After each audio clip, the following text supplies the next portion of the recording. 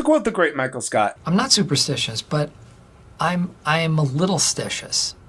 Therefore, I have made sure that there isn't a single reflection of myself during said recording, since I will for sure be saying Candyman more than 5 times throughout this thing, and dying for a movie review hasn't made it to my bucket list. So for most of the review, I'm probably just going to call it a spiritual sequel, a pretentious moniker used to describe the sequel, reboot, remake, reimagination, continuation without merit or explanation. The pretentiousness is probably one of the many issues the film possesses, but overall, this spiritual sequel is a good film. The problem is that it could be better, and it falls just short of this by being both an over-inclusion reinvention and an under-inclusion of its connective tissue to the original. Directed by relative newcomer Nia DaCosta, as well as written by DaCosta, Win Rosenfeld, producer of Monkey Paw Productions, and horror icon Jordan Peele, Candyman serves as both a direct sequel and a continuation reboot of the original 1992 film. It essentially gives it the old Halloween treatment, in which it stakes its ties to the beginning only and ignores anything and everything that came after it. This is most certainly for the better, as the original Candyman is the only one that seems to want to be something more than just another slasher fic. It tells the story of an up-and-coming artist played by Yahya Abdul-Mateen II, who, upon hearing the legend of Helen Lyle, discovers the legend of Candyman. This legend has all been but forgotten over the years, with the story of Helen going mad being the new Cabrini Green folklore. Unbeknownst to Anthony, he inadvertently summons Candyman once more and soon realizes he's more connected to everything than he thought. As the bodies begin piling up around him, Anthony begins losing himself as he uncovers darker and darker secrets that lead him down a very dangerous path. Okay, speed round on the good because the bad needs a little bit more unpacked. Nia DaCosta is a fabulous director with a propensity for tone and visuals and slow burn tension that permeates the entire film from start to almost finish. DaCosta does a great job with mirrors too, using reflections to her advantage to build chilling creepiness throughout the film. The killings are both savage and imaginative, with DaCosta choosing to leave the most brutal deaths to our own imagination and framing them in some pretty unique ways. There are definitely some horrifying kills too, mainly the let's summon Candyman and have sex in front of this mirror couple that, let's face it, are always the first to go. The acting is fantastic, with Yahya Abdul-Mateen II and Teyonah Parris of WandaVision fame pulling their weight even when the script doesn't do them any favors. Frankly, there isn't a single bad performance here. There are at least 2 films compiled into one, and the true conflict inside of me is that they're both great films, they're just not great together. It ties to the original beautifully, but also expands on the lore really well and gives you plenty of moments to shout, "Why did you say that name?"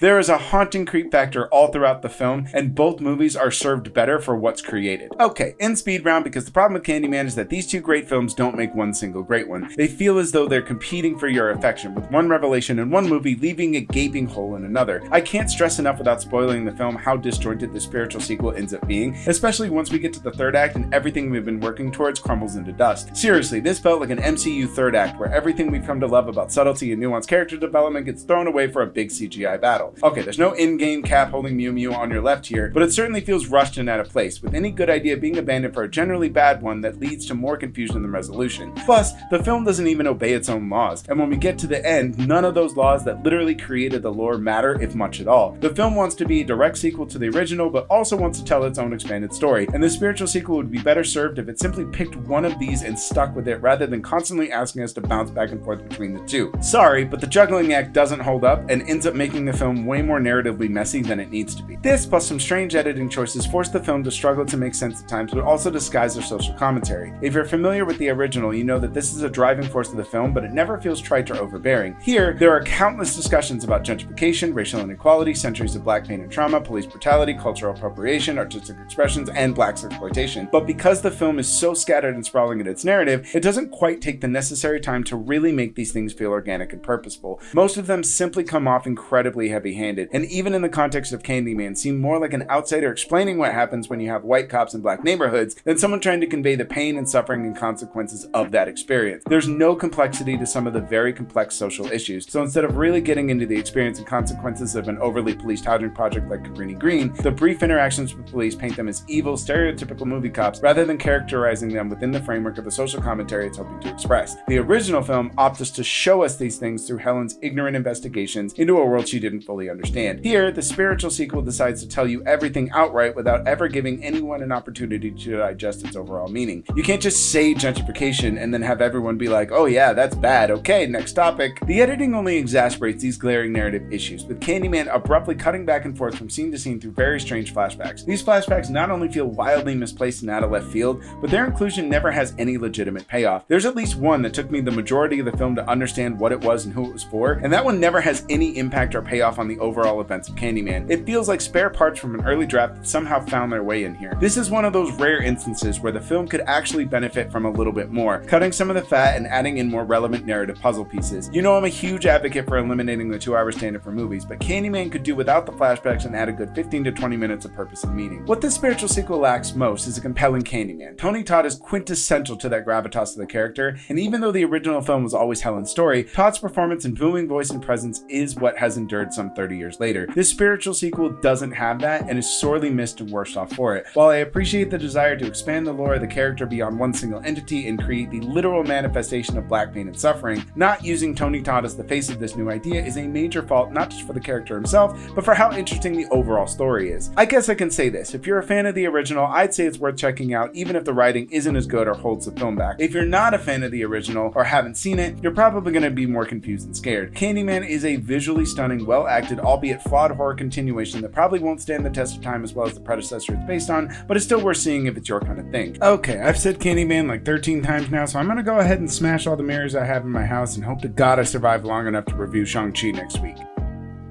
You should say it. Candyman. Say his name.